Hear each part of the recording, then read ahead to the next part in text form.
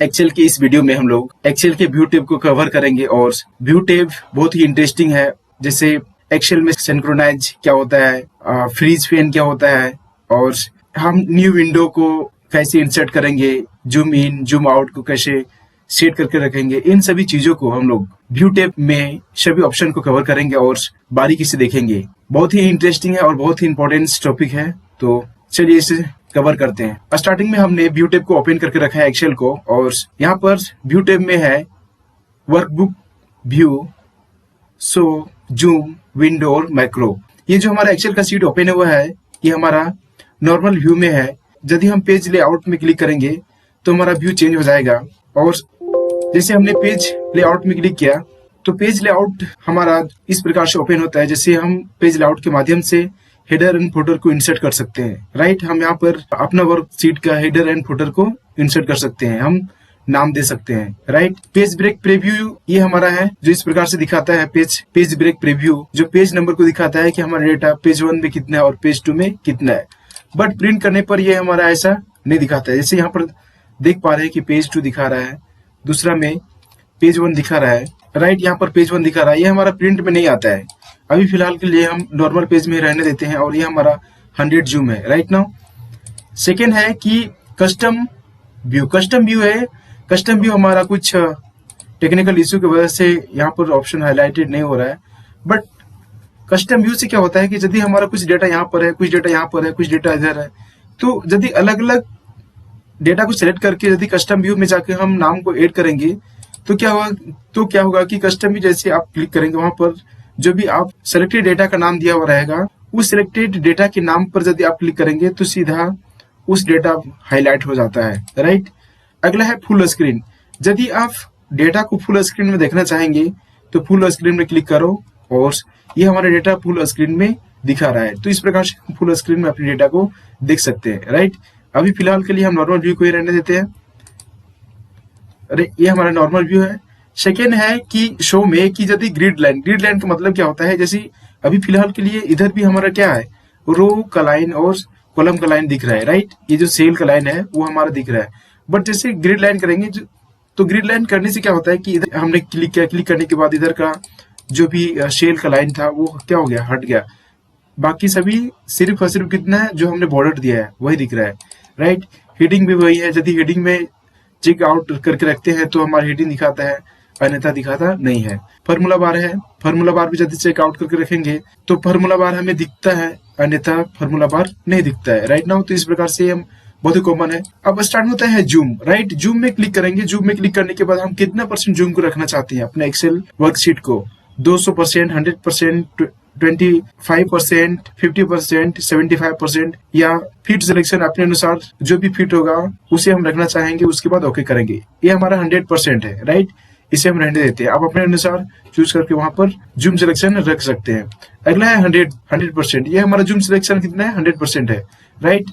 Zoom to selection. Zoom to selection का मतलब होता है कि यदि हमने इतना डेटा को सिलेक्ट किया, राइट, इतना डेटा को सिलेक्ट किया, सिलेक्ट करने के बाद हम क्या करते हैं, जूम टू सिलेक्शन करेंगे। जूम टू सिलेक्शन करने से क्या होता है कि जितना डेटा हमारा सिलेक्शन रहता है उतना डेटा जूम हो जाता है, राइट। फिर यदि क्या करेंगे, नॉर्मल व्यू में लाना है तो फिर 100 में क्लिक करेंगे और 100 जूम में हमारा डेटा आ जाएगा। अगला है न्यू विंडो।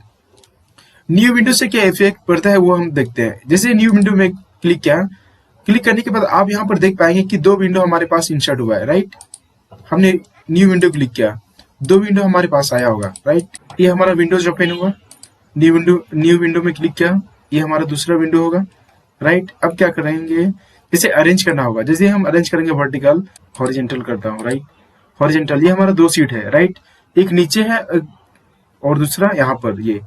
अब क्या करेंगे, जैसे यहाँ पर 2 विंडो हमने ओपन करके रखा, न्यू विंडो से न्यू विंडो इंसर्ट होता है। न्यू विंडो में यदि हम क्लिक करेंगे तो न्यू विंडो इंसर्ट होता है, इतना याद रखना है। बाकी हमने यहाँ पर अरेंज ऑल से क्या होता है कि जैसे हमने अरेंज ऑल किया था, अरेंज ऑल में क्लिक करेंगे तो यहाँ पर एक डायलॉग बॉक्स ओपन होता है। यहाँ से हम विंडो को अरेंज कर सकते हैं, टाइल्ड वाइज, हॉरिजॉन्टल, वर्टिकल या कैस्केड, जैसा आप चाहें वैसा अरेंज कर सकते हैं।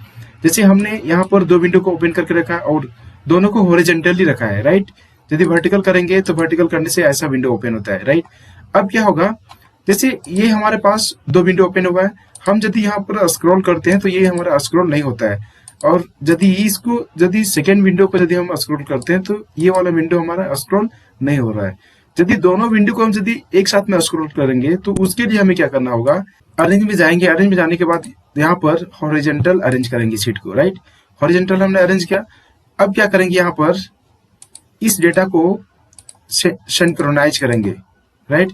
सिंक्रोनाइज करने से क्या होगा कि ये जो हमारा view side by side, right.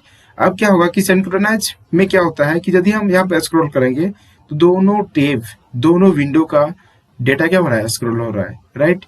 यदि यहाँ पर स्क्रॉल करेंगे तो ऊपर भी स्क्रॉल होगा, दोनों एक साथ में स्क्रॉल हो रहा है, राइट। और यदि हम सिंक्रोनाइज स्क्रॉलिंग को क्या करते हैं, अनचेक करके रखते हैं और इस डेटा को स्क्रॉल करते हैं तो आप देख पाएंगे कि सिर्फ यही विंडो का डेटा का क्या हो रहा है, स्क्रॉल हो रहा है, बाकी इस विंडो का डेटा स्क्रॉल नहीं हो रहा है। तो इस प्रकार से सिंक्रोनाइज काम करता है।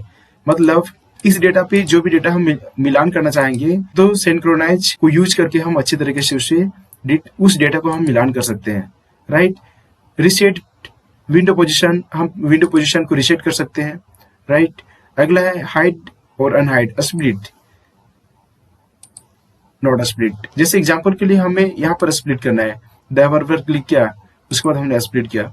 स्प्लिट करने के बाद आप देख पाएंगे कि यहाँ से अलग डेटा दिखा रहा है, यहाँ से अलग डेटा दिखा रहा है, राइट। इसे हम फिर अनस्प्लिट करेंगे, हाइड, ये वाला विंडो का डेटा हाइड हो गया, इसे हम फिर अनहाइड करते हैं, ओके करते हैं, ये सभी क्या हो गया, अनहाइड हो गया। अब क्या करते हैं, एक ही विंडो को रखने देते हैं, राइट। इसे हम काट देते हैं, बाकी इसे फुल स्क्रीन मिलाते हैं, ऐसा हो गया।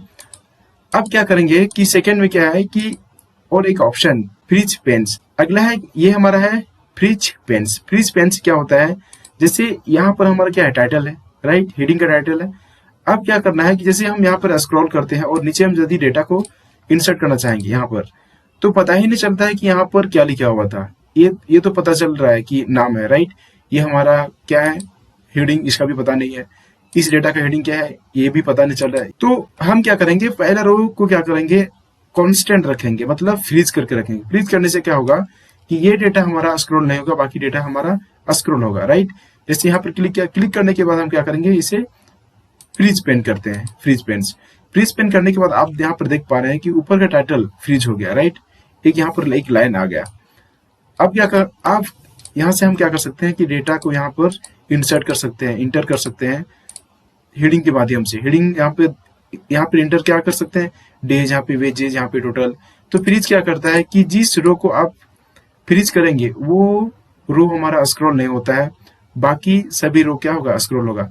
आप फ्रीज रो को भी कर सकते हैं और कॉलम को भी कर सकते हैं, दोनों कर सकते हैं अपने अनुसार। यहाँ पे क्लिक करो, अनफ्रीज करना है अनफ्रीज करो, फिर यदि फ्रीज करना है यहाँ पे क्लिक करो, और टॉप रो को करना है फ्रीज, फर्स्ट कॉलम को करना है, जैसा कर सकते हैं। नॉर्मली यदि करना है मैन्युअली तो यहाँ पे क्लिक करो, क्लिक करने की वजह से 9 रो को फ्रीज करना है, 9 रो से ऊपर के डेटा को सभी क्या करना है, फ्रीज करना है। तो 10 में क्लिक करो, क्लिक करने के बाद यहाँ पर फ्रीज में क्लिक करो, फिर फ्रीज पेन क्लिक करो। अब क्या होगा कि 9 से ऊपर का जितने भी रो होगा सभी फ्रीज हो गया, और नीचे का रो क्या हो रहा है, स्क्रॉल हो रहा है। तो इस प्रकार से हम क्या कर सकते हैं, रो को फ्रीज कर सकते हैं। तो ये रहा हमारा इंटरेस्टिंग, आज हमने रो को कैसे फ्रीज करते हैं, स्क्रॉलिंग, सिंक्रोनाइज स्क्रॉलिंग कैसे होता है, क्या होता है, ये हमने देखा। ग्रिड लाइन, हेडिंग और फॉर्मूला बार, ये तो नॉर्मल था। यहाँ पे इंपॉर्टेंस हमारा 2 चीज था, एक फ्रीज पेन्स, दूसरा सिंक्रोनाइज स्क्रॉलिंग, राइट। तो हमने ये 2 इंपॉर्टेंट चीज को हमने सीखा। तो शायद वीडियो इन्फॉर्मेटिव लगा होगा। तो वीडियो इन्फॉर्मेटिव लगा तो वीडियो को चैनल को लाइक करो, शेयर करो और सब्सक्राइब करो। मिलते हैं नेक्स्ट वीडियो में गाइस, बाय बाय।